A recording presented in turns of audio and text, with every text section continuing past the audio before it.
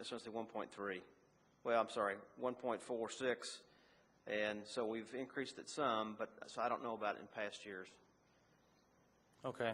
I mean, obviously, we have some time here to kind of flesh this out. I don't mean to put you on the spot today at all. I know you're still new and you're still getting your feet wet, so to speak. But, we just want to make sure, as this body, our only role at this point in your operation is approving your budget.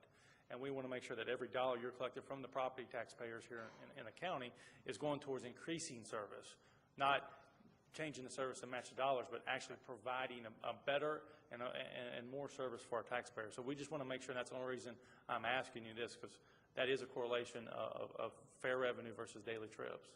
Understand, sir. Thank you. Dr. Stevens, then Mr. Lane. I don't think you'll be able to answer this question, maybe, but perhaps we can do a little searching around and get the answer. Okay. Our population here in Fayette County, in the urban service area, is probably about 265,000 people within the urban service boundary. And I'm curious of how many of those people live within a half a mile of a bus stop? It's a very good question, sir. I'll see if I can't find a way to answer that question.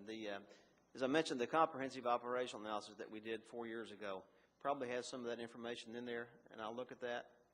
And I know that when we do this again, that will be part of the criteria that they look at, so we can see where our riders are and where we put stops and that sort of information. Right. Well, of course, we're trying to get everybody out of their car and either on their feet or a bike or in the bus. Yes, sir. And if you have to walk more than a half a mile, it occurs to me that you'll be losing your. One of the things that we're actually looking at, every day I think of new ideas for ways to get people out of the car, and we are trying to look at businesses, for example, that have large parking lots that aren't used Monday through Friday. For example, some of the churches, Lexington Mall areas, things like that, where people could park their cars that drive in from the neighborhoods, which would be a short trip in and park there and catch the bus in front of those lots and things like that. So we've done some outreach, and hopefully we'll get some results from that.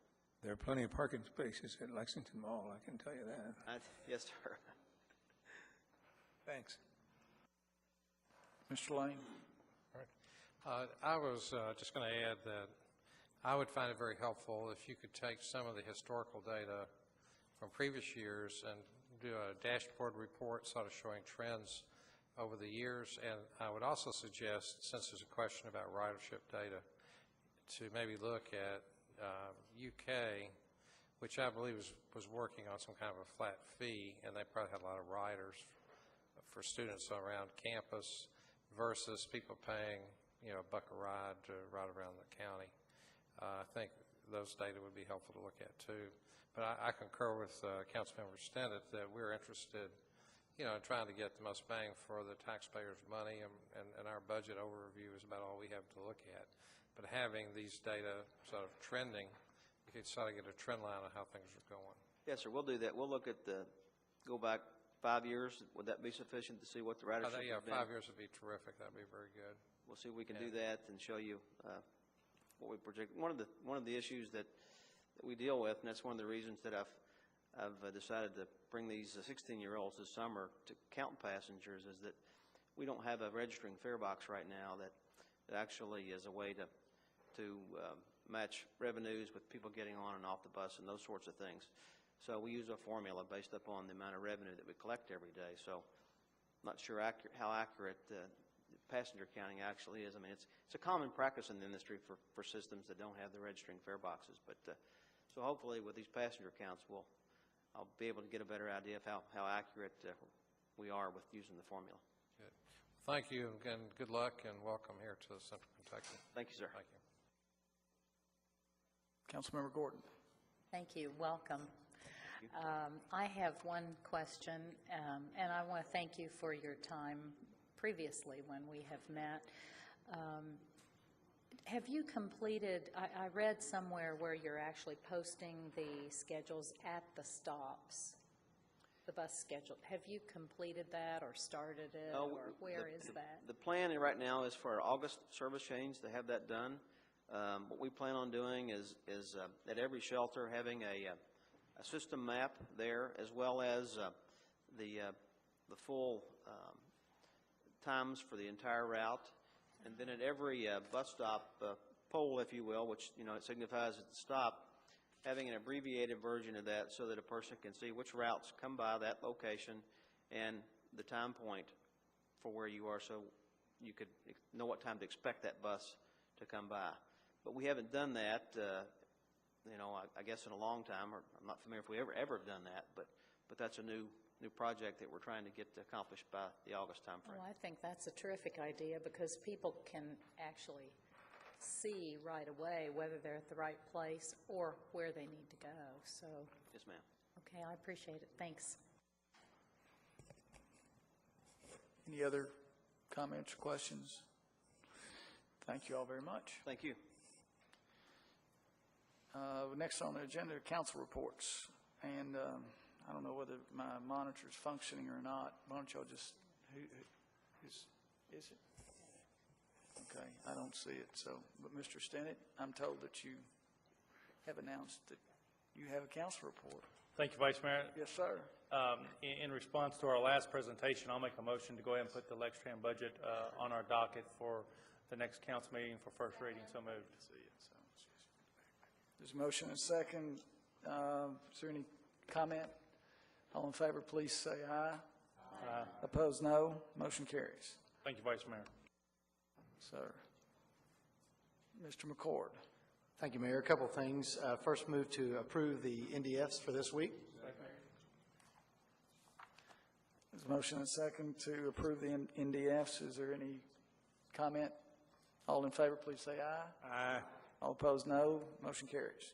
Secondly, wanted to announce the retirement of a real tireless servant in our community, Jan Mercado, who's been the director of the YMCA for a very long time and has done just an outstanding job. Her retirement party is June 3rd from 6 o'clock to 8 o'clock at Sal's Restaurant. And just want to make that announcement and publicly thank her for all the good things that she has done in the YMCA under her leadership. Third announcement is Poolapalooza at Southland Pool. This will be held Saturday, May 24th, coming up from noon till 4 o'clock. It's free admission to come out to Southland Pool, which is a gym in the 10th District, where both Councilmember Blevins and I grew up playing in that pool.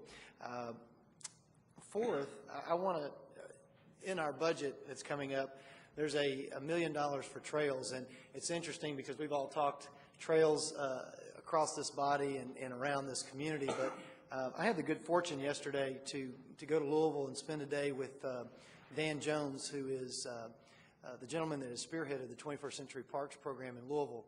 And basically this program has raised $60 million, public and private, over the last couple of years, has acquired thousands of acres to basically build a series of parks in Louisville in the last undeveloped area.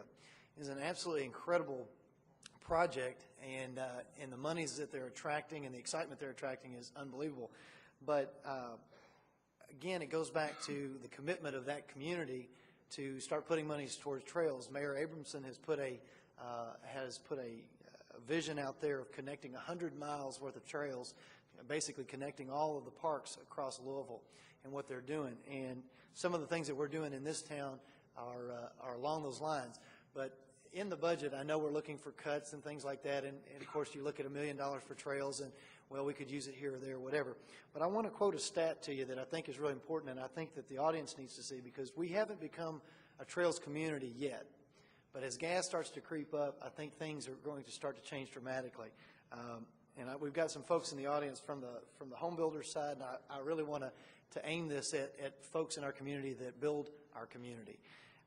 The National Home Builders Association every year does a study about what amenities do folks want to live by.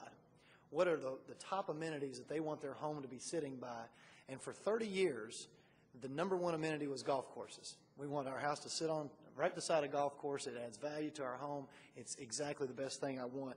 In September of 2006, the New York Times published the National Home Builders Survey, And for the first time in 30 years, it changed. And it changed to access to recreational trails. And so this body, as we start to work through the issues of do we keep trails money in the budget and what are we doing with trails and so forth, this is absolutely critical to green infrastructure, to getting our people healthier, but also to our economy. And I think that we just haven't quite got there yet as a city. We don't quite understand how it all fits together. But that was a very substantial eye-opener that I received yesterday from Dan Jones. And I'm looking forward to our city moving forward on that. Thank you, Vice Mayor. Thank you, Mr. McCord. Any other council reports? Okay, hearing none. We have a mayor's report. Is there do I hear entertain a motion to approve mayor's report? There's a motion second. Any conversation? All in favor, please say aye. All opposed, no. Motion passes. We have a Councilmember Gordon. I don't believe anyone moved approval of the neighborhood development I funds, believe did it they? is. Yeah, we got did that already? They covered It that. breezed right past me. That's right. We did it. We got it done. Anything? Next on the agenda, finally on the agenda, public comment. And I have one, Mr. Justin Morgan. And then Mr. Lewis Cobb. Good afternoon, everyone, Vice Mayor, members of the council. My name is Justin Morgan. I'm here with regard to Just one second. You need to give us your address, if you don't mind, please, or just for the record. And we can start the clock on you again. Let's start it back up at 3 minutes because I stopped you. You are aware that we do have a 3 minute. Wasn't aware of that, Judge. Oh. Maybe that's in everybody's benefit. Well, I saw all those boards, and I thought that might be why I needed to alert you to that. Okay. Justin Morgan, 271 West Short Street, Suite 300, Lexington 40507. It's regarding bid number 772008, which I believe had a first reading on May the 8th, and is set for a second reading this Thursday. And I represent, I'm appearing actually for Jerry Anderson, an attorney here in Lexington, who represents A1 Winchester Towing, which was the low bid submitted for that bid number. And for whatever reason, the commissioner, Mr. Markham, issued a recommendation on May 5th, Monday, before the first reading, suggesting that the higher bid of the two be accepted or put forth. Mr. Winchester and A1 Winchester Towing never received notice of that until May 12th, and Mr. Anderson, by letter May 14, 2008, put Mayor Newberry on notice of an appeal and requested a hearing with Commissioner Markham. And one thing, I'll just put these up there if I may come around. These are some photographs taken a little while ago of the facility. This is, of course, a towing operation in an impound lot.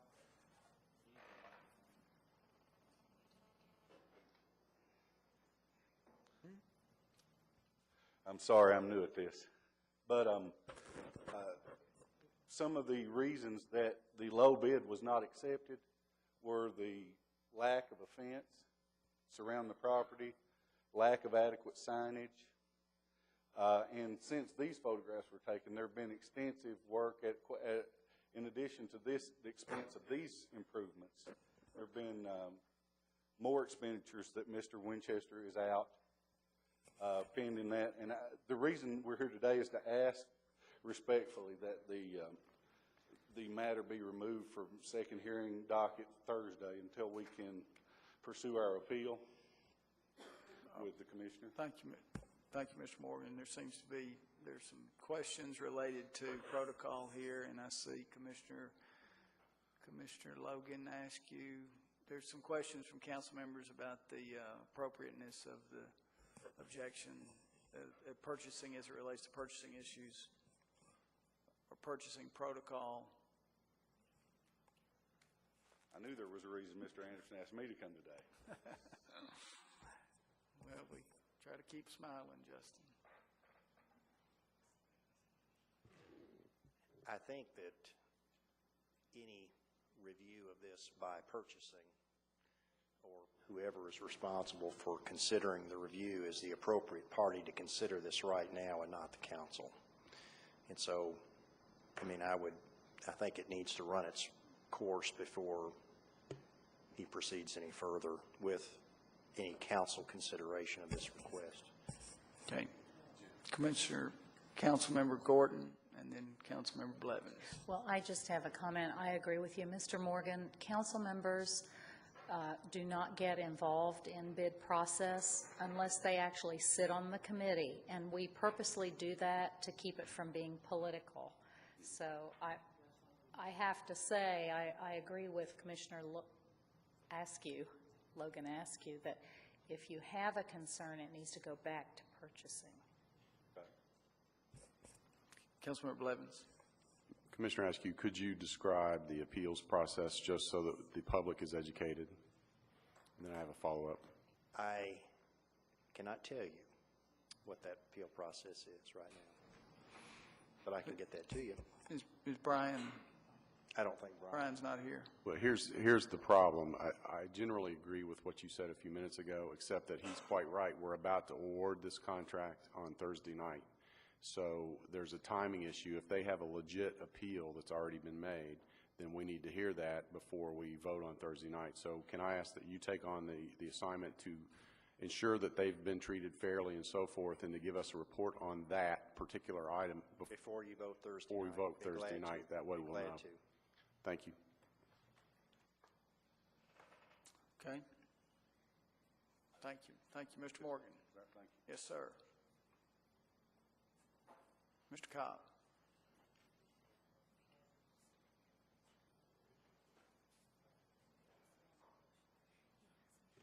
Thank you, Vice Mayor. Peace and love to the council and the mayor in his absence. It's supposed to be 3 minutes. I'm already 2, baby. Start me over. I need all 3 of my minutes, baby. Okay. It's a very special day, very serious day. There's an election going on. But something more serious than elections going on.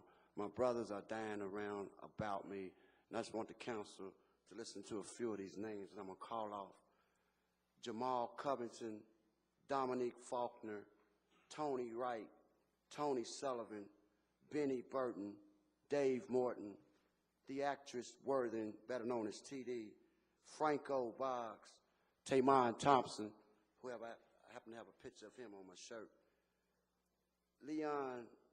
LaRon Client, Tony Lavers, Tony Sanders, Tadar Sayers, 2 brothers on Appian Way got gunned down from Louisville. Mr. Ed Prentice's son was an innocent bystander that got shot by the American Legion. I need the council and the city of Lexington to listen to me. There's an epidemic going on. We losing people before they even get started. I hope that we could change this. I feel some of the responsibility, because if I could have reached some of those guys, we would have been shining, and I would have told them how beautiful life is. All of us have a life to live, and we have to help others to enjoy our life.